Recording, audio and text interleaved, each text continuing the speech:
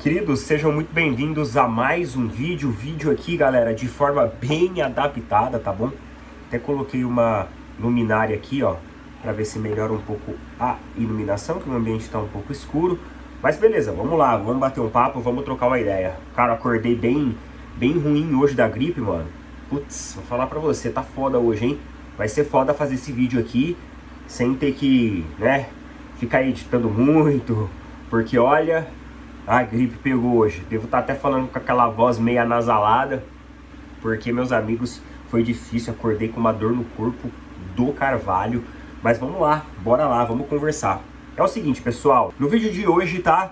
Tem uns cortes aí pra vocês, vamos conversar sobre alguns assuntos. Vou tentar passar da forma mais sucinta e resumidamente possível para que a gente troque uma ideia bem legal e o vídeo fique bem dinâmico também.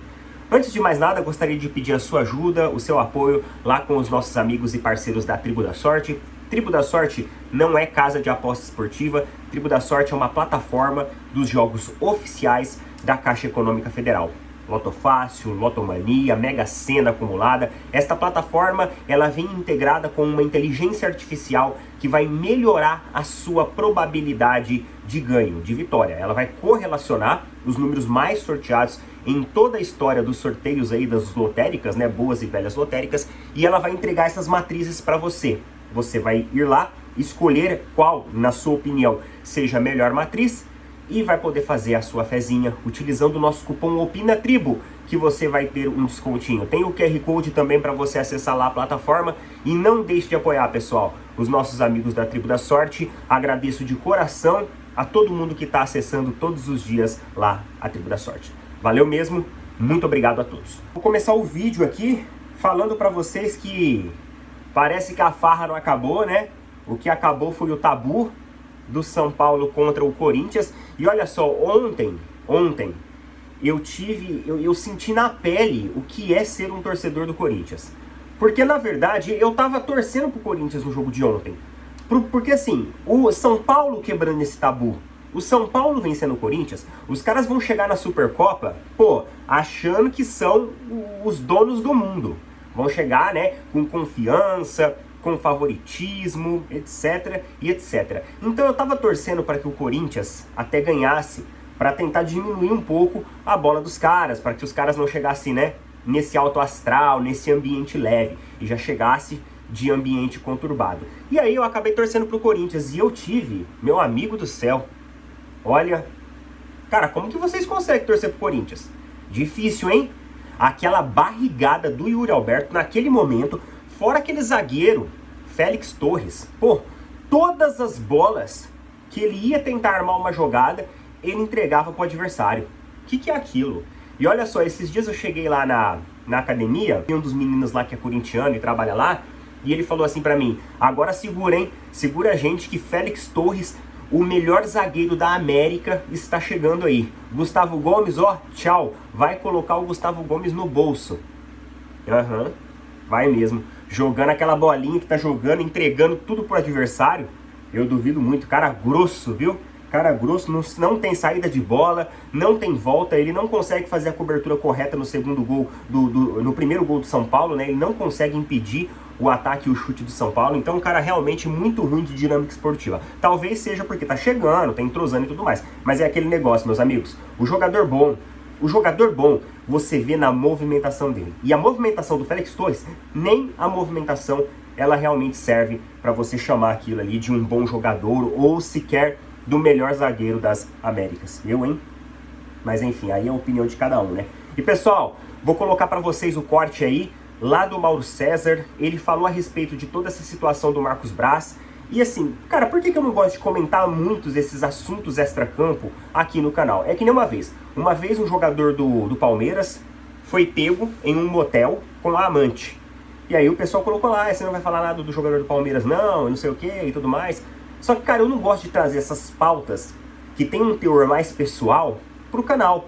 Primeiro que aqui não é um canal de fofoca. Ainda se for uma fofoca esportiva, do tipo, né, alguma situação ali que aconteceu com a Leila Pereira, alguma situação que aconteceu com o Flamengo, com o Palmeiras, com o Corinthians, aí beleza, a gente vem aqui, dá aquela zoada, faz aquela resenha e tudo mais. Só que é uma coisa assim, relacionada mais à atividade pessoal do cara. Só que eu não poderia deixar de trazer também agora, porque os rumos de toda essa história, de toda essa situação, ela tá mudando. Ela tá mudando. E o Marcos Braz, quando faz a coletiva para falar sobre essa situação, para se defender, e a gente viu que o que ele disse está indo em contradição com as filmagens, ele utiliza-se o recurso de uma coletiva do Flamengo. Então ele utiliza-se o recurso da coletiva do clube, do Flamengo, para se defender. E ainda mais com o que mostra pra gente, né, baseado nas filmagens, com falsas declarações. E aí eu acho que fica muito grave, porque assim, eu não acredito que os torcedores têm direito de importunar o profissional de futebol. Então eu tô lá passeando no shopping, de repente eu vejo a Leila Pereira. Eu não tenho que chegar lá e ficar enchendo o saco dela. Aí, Leila, o negócio é o seguinte, e aquele Navarro que você trouxe pro Mundial, vai se ferrar. E aí, Leila, não vai investir não? Cadê o dinheiro do Palmeiras? E aí, Leila, você vai ver só. Eu não acho certo isso. O jogador tá no ambiente ali, às vezes de lazer dele, tá no horário de folga, tá no intervalo, às vezes no horário de almoço, e você vai lá, importuna a pessoa, isso não é legal. Eu não acho esse tipo de abordagem saudável.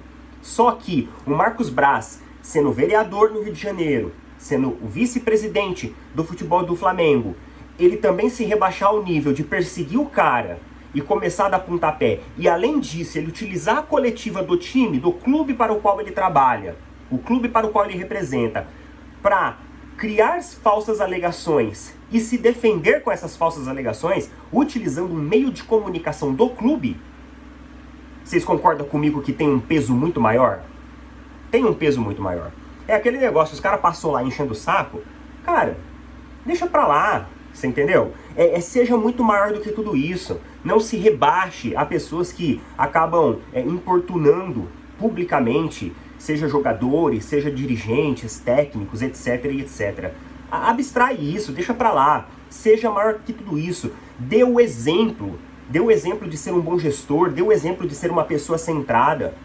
Analise, olha, profissionalmente, fazer esse tipo de papel, esse tipo de atuação, isso não vai ficar legal pra mim. Eu sou um político, eu sou um vice-presidente de um dos maiores clubes do Brasil. Então eu acredito que o Marcos Braz errou e errou feio. Errou feio. Ele poderia ter tido outra postura, ele poderia ter sido muito mais equilibrado, e agora ele perde totalmente a razão. Então eu vou colocar o trecho aí do Mauro César pra vocês, e bora lá, a gente já volta a créditos a Jovem Pan Sports. Bora lá. Esse caso todo, Mauro. Bem, para não parecer que eu estou caindo em contradição, eu vou repetir o que eu falei aqui no episódio. Isso foi em setembro, né? Eu continuo pensando a mesma coisa. Eu acho que nenhum torcedor tem o direito de importunar jogador, dirigente, técnico fora do ambiente de trabalho. Não está no jogo, não está lá no CT, não está a serviço do clube, não tem que encher o saco. Eu sou contra isso. Não acho que a gente pode tornar isso uma coisa normal. Então amanhã um jogador, de um time qualquer, vai ao shopping, vai ao restaurante, aí o cara se acha no direito de abordar e importunar. O torcedor que vai na porta da loja importunar o Marcos Braz está errado, ponto. Ele não tem que fazer isso. Mas quando o Marcos Braz faz o que fez, e aí o vídeo mostra em detalhes, e aí está a grande questão. O argumento para a reação dele teria sido, pelas palavras dele, naquela coletiva que ele deu depois, fui ameaçado de morte, eu estava com a minha filha. O vídeo de ontem, esse vídeo foi divulgado ontem, mostra que a menina, com as duas amigas, já tinham saído da loja quando o menino se aproximou lá, o rapaz que foi agredido.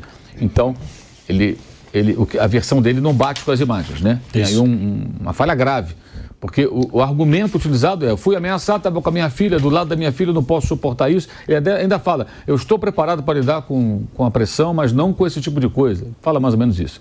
Então, caiu em contradição ali. O vídeo desmente o Marcos Braz.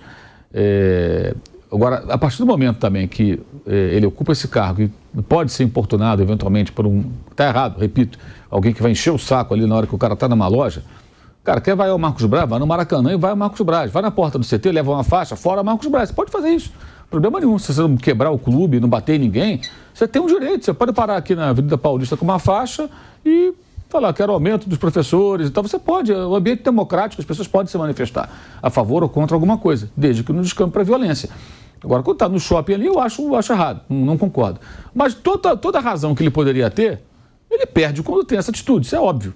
E o argumento que poderia ser uma atenuante, não existe, porque a menina tinha saído, ele não estava com ela do lado. Então, como é que ele vai explicar isso? É grave, evidentemente é grave. As imagens de ontem colocam o Marcos Braz numa situação muito delicada. Eu acho que com relação ao seu cargo de vereador e também como vice-presidente de futebol do Flamengo.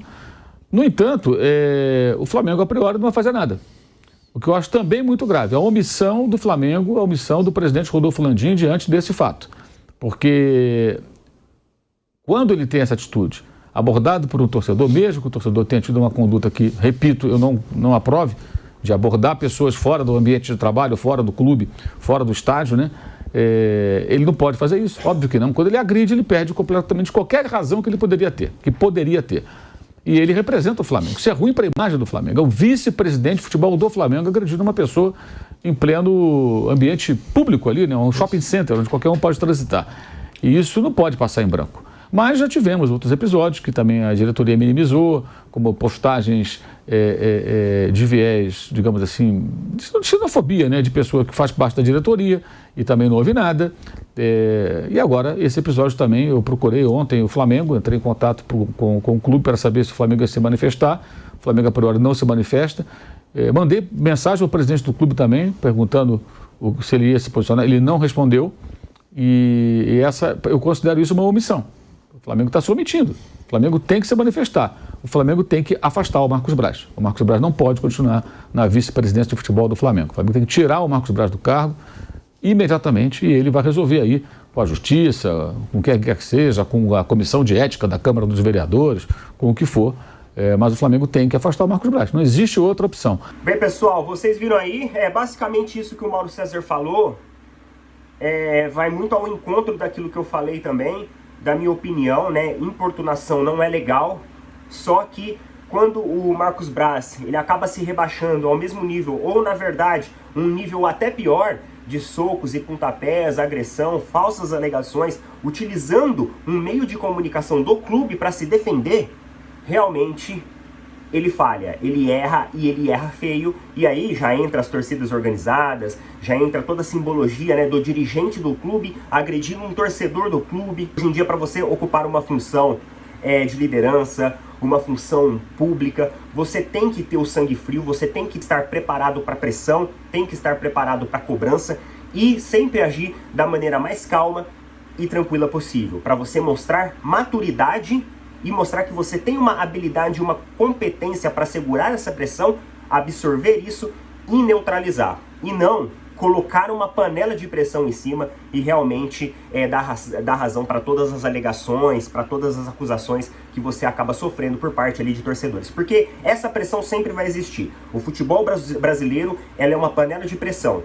Técnicos, dirigentes, jogadores, profissionais do esporte em geral, eles sabem disso e eles sabem que, querendo ou não, cedo ou tarde eles vão acabar sendo cobrados. A questão é você tendo lá tudo isso. E na minha opinião, o clube tem que se posicionar, tá? Não tem como o Flamengo ficar isento de toda essa situação, porque senão isso vai se prolongar mais e mais ainda e vai acabar sendo pior. Beleza? Vamos lá então, pessoal. Vamos bater um papo aqui sobre a dívida do Allianz Parque. Falamos bastante sobre a dívida do Corinthians já aqui no canal, em relação ao estádio, mas vocês sabiam que existe uma dívida também do Allianz Parque? Uma dívida que chega quase a 1 bilhão de reais. E olha só, olha isso, vamos lá. Dívida da Arena é maior do que a do Corinthians com a Caixa. É isso mesmo que vocês ouviram. Dívida da Arena do Allianz Parque é maior do que a do Corinthians com a Caixa Econômica Federal. Estima-se que a construção do estádio do Palmeiras tenha custado em torno de 600 milhões, com o pagamento atribuído integralmente à W Torre. Quase metade do valor da obra da Arena de Itaquera, levando em considerações os itens da Copa do Mundo de 2014. Do preço total, o Corinthians ainda deve 630 milhões aproximados, porque teve a ajuda do governo para quitar o restante. O clube tenta finalizar o resto da pendência num acordo a ser apreciado pela Caixa Econômica Federal. Nós viemos aqui e falamos muito sobre esse acordo. Então a atual dívida do Corinthians ela é de 630 milhões de reais pela Arena, fora as outras dívidas que o clube tem. Mas estamos falando a respeito da Arena do Corinthians. Agora, no caso do Palmeiras, a situação é ainda mais grave. A W Torre levantou o estádio à base de empréstimos e emissão de debêntures. mas nunca pagou um centavo dessas pendências. Pelo contrário, a empresa está rolando a dívida em instituições bancárias, com grande incidência de juros e correção monetária. Para o Banco do Brasil, o valor a ser honrado aproxima-se de 600 milhões de reais, só no Banco do Brasil. Além disso, ao Santander, faltam ainda 350 milhões de reais, divulgado por fontes ligadas às instituições. O Banco do Brasil, conforme mostrou a reportagem de Danilo Lavieri no UOL, tentou vender a dívida da W Torre à Leila Pereira. Ou seja, alegando que nós vamos vender a dívida para você, você assume essa dívida, o estádio é seu, você faz o que você quiser. Porém, a presidente do Palmeiras não se interessou pela proposta. Em regra, isso acontece quando o banco possui quase certeza de um calote. Nas mãos do Palmeiras, que provavelmente pagaria bem menos do que o título original, o documento significaria praticamente retirar a W Torre da parceria. Um grande negócio. Sem contar que existe a probabilidade, em um futuro cada vez mais próximo, no caso de calote definitivo da W Torre, desta dívida, sabe lá em condições, esbarrar no Verdão, solidário no contrato do imóvel. A presidente do Palmeiras deveria, em defesa do clube, sentar com o Banco do Brasil e tentar negociar as pendências, e depois com o Santander. As opções seriam encontrar um patrocinador disposto a assumir o problema ou parcela da dívida, que poderia ser honrada com a própria operação do estádio. Nenhuma solução parece pior do que manter a W Torre por décadas em litígio e com agremiações. É aquele negócio, né? Essa dívida ela é muito alta, é uma dívida quase de 1 bilhão. Então assim, a Leila Pereira não vai comprar essa briga, cara. Porque vocês entendem que hoje a dívida é da W Torre. Se ela vai lá e compra essa dívida, ela vai comprar essa dívida pro Palmeiras. E ela não vai fazer isso. Aí, eu alerto os rivais aí, São Paulo, Santos, Maracanã, né? Que estão querendo negociar concessões de reformas, de investimentos com a W Torre. Fica o alerta. Olha o que está acontecendo com toda essa situação do Palmeiras. É grave, é grave. E é preciso ter bastante cuidado. Coloca nas opiniões aí o que vocês acham a respeito de tudo isso. Tamo junto, valeu, falou, até mais.